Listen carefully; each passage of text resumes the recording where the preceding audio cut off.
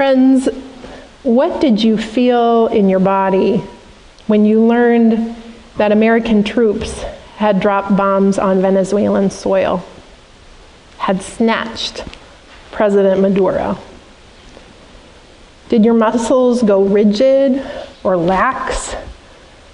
Is there a pit in your stomach, an ache in your heart, a tightness in your throat, a stab in your temple? Did your brain start protesting to people you will probably never meet in a loop?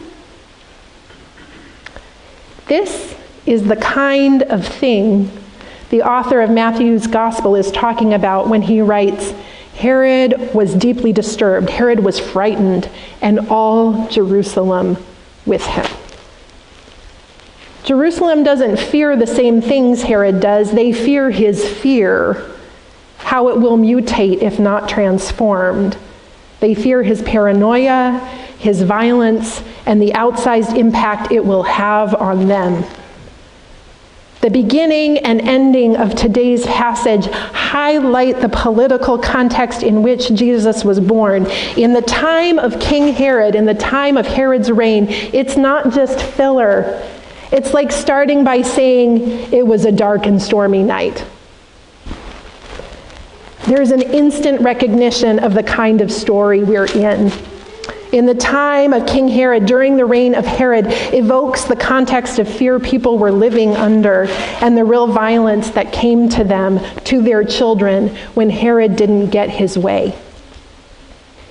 At first glance, this feels like the exact opposite of good news. Fear and violence, the violence it mutates into, they are real and have real consequences that don't just vanish because the gifts of Christmas arrive. And, as we were reminded on Christmas Eve, it is into this world, this broken world, that God chooses to make entry as a vulnerable child. It is into this world and this context that the Magi make an extraordinary journey to bear witness to the new thing God is doing.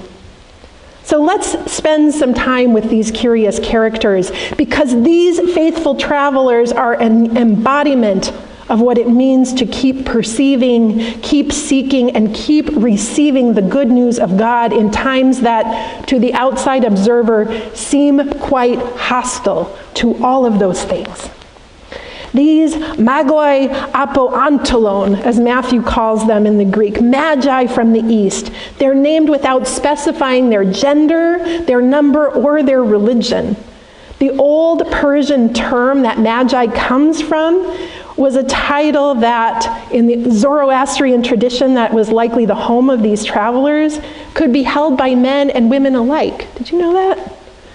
If you, like me, have ever wondered what compelled this elite and learned crew to cross boundaries and contend with violent kings so they could kneel down in a stable in all their finery with costly gifts of gold and frankincense and myrrh, listen to this passage by theologian Kelly Nikondeha from the First Advent in Palestine.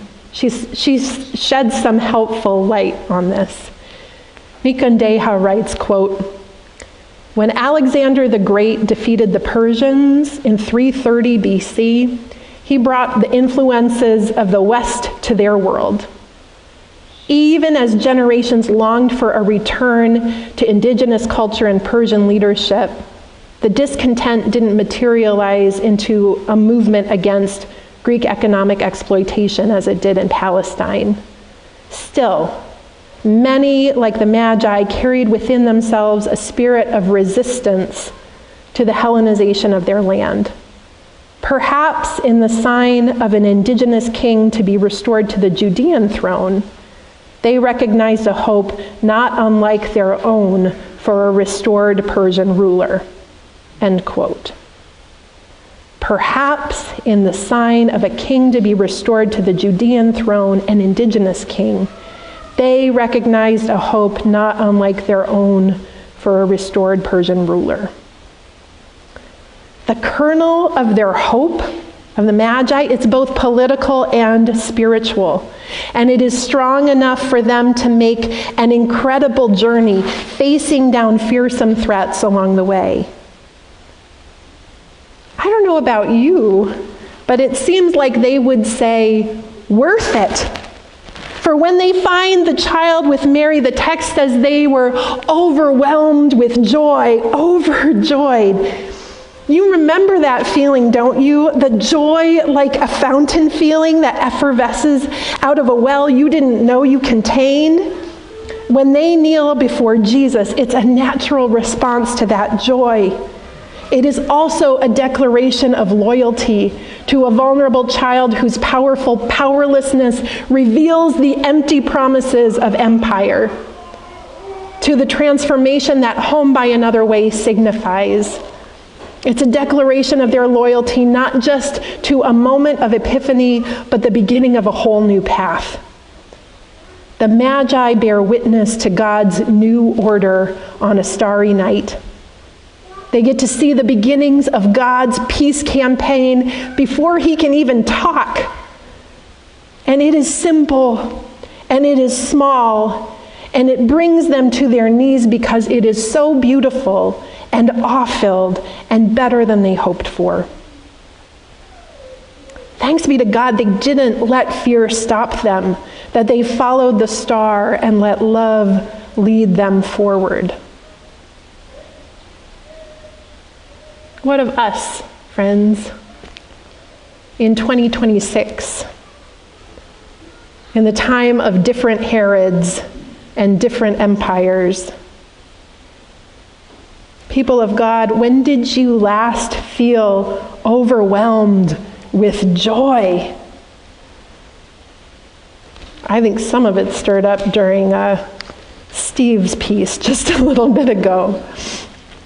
I think one of the impacts of living under the pall of fear and acceptance of the conditions of empire is a disconnection from some of the deepest, truest, and best gifts of God, like our own raucous joy bubbling and crowing out of us. And even in these very hostile conditions, God's good new thing is here for us to follow and worship and take joy and heart in. It's a gift that must be perceived. Like the Magi, we have to attend to the details of this glorious world we live in. What's going on with the earth and with the stars? It's a gift that must be sought after. Who knows what journey the star will lead us on once we perceive the direction we're called? And it's a gift that must be received. We have to open our hearts to take it in and let it transform us. And all of this happens in the shadow of Herod, which gives many pause about receiving this particular gift.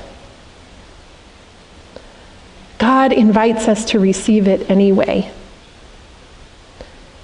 In honor of the gifts of the Magi, friends, you have the opportunity to carry two gifts with you today. On the communion tables are star gifts like the ones our kids chose this morning. Each is a single word that can act like a guiding star for you this year. It is a reminder, a challenge, and an invitation to perceive, to receive, and to follow the good news on the path that carries you.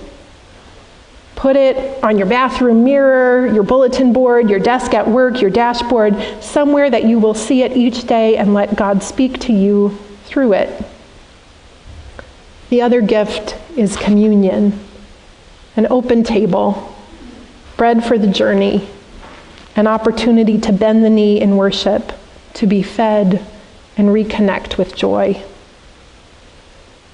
And then, friends, next week, I invite you to join me during adult spiritual formation for a conversation about the Palm Sunday path. And I shared about this in the January call, so check that out for more info, to see whether and how we as a church are called forward on that particular path. It's an opportunity to show up for ourselves and our neighbors, walking each other home by another way. It's an opportunity to keep moving forward with love. May we like the Magi, follow the star and let love lead us forward. Amen.